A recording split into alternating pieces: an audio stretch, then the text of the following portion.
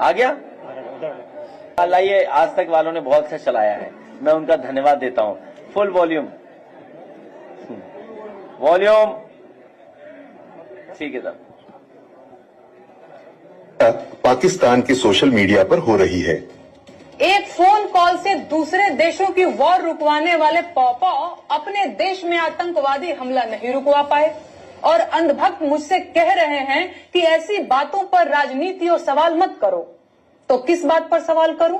शिक्षा पर, जिसे मुद्दा ही नहीं समझा जाता, या स्वास्थ्य पर, जिस पर सवाल करना अब आउट ऑफ फैशन हो गया है?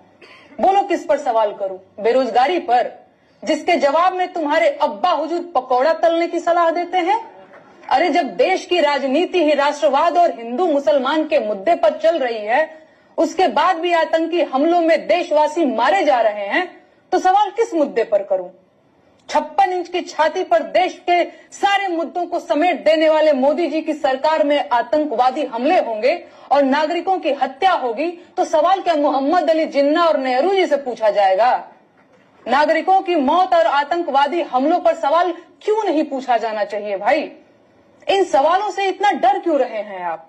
अपनी ही सरकार में हुए पुलवामा आतंकी हमले के शहीदों की मौत पर बेशर्मी से वोट मांगने वाला ये आदमी पहलगाम के पर्यटकों की मौत पर भी वोट मांगेगा और अंधभक्त इसे मास्टर स्ट्रोक बताकर वोट भी देंगे।